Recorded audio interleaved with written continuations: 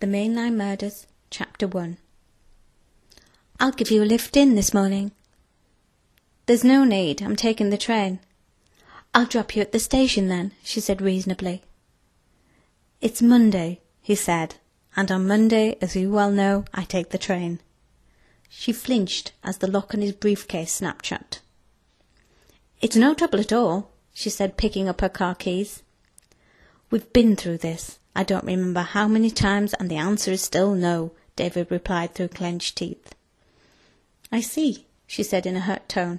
"I just thought that today—" "What did you think, Julia? That today was different from all the other times I've said no and you refused to listen?"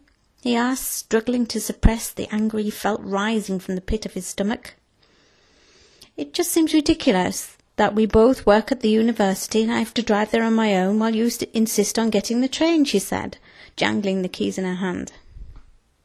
He stared at her for a second, and then grabbed his coat and headed to the door, slamming it on his way out. David took the train, partly as an act of defiance. It made him feel like one of those cowboys in the old westerns who climbed straight back into the saddle after a serious fall. He felt it proved what he was made of, and showed, in a small way, how tough he really was. He had a vague memory of John Wayne Stetson ordering an injured cowboy to get back upon his horse. He couldn't recall the name of the film. It was probably something he had watched years ago with his brother Hugh. That stupid argument with Julia had made him late, but hopefully not too late to take his usual seat by the window. At the station, he rushed through the gate, flashing his season ticket to the guard on duty. Fortunately, the delay hadn't spoiled everything, as he could see her blonde head bobbing through the crowd. She was already boarding. If he was quick enough, he could get into the seat behind her, his favourite next to the window. It was not that he really enjoyed the train journey itself, but he did enjoy the respite it gave him from his ordinary life, and of course he enjoyed watching the women.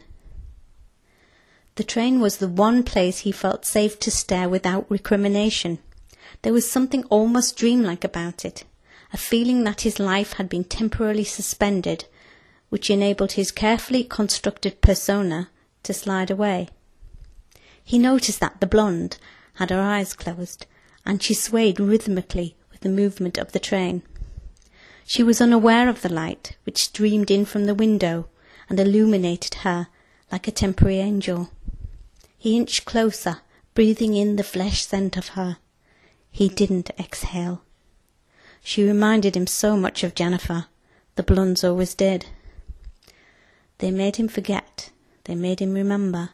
Jennifer, Jennifer, Jennifer. As the train slowed down before reaching Cranwell Station, he carefully reconstructed himself until he was Dr. David Sutherland, M.A., Ph.D. and Head of History at Cranwell University. He became once again the David that everyone expected, the other David, the one people thought they knew. The train halted at the station, and he fastened his coat and picked up his briefcase, his grip tightening as he stepped down onto the platform. In that split second, before he regained control, his mind wrenched back to the accident, back to the moment before he was pushed. Mind the gap, but it was too late.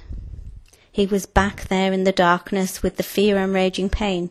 He tried to drag himself back into the present, but his memories were too strong, and they held him captive until he had relived the nightmare again.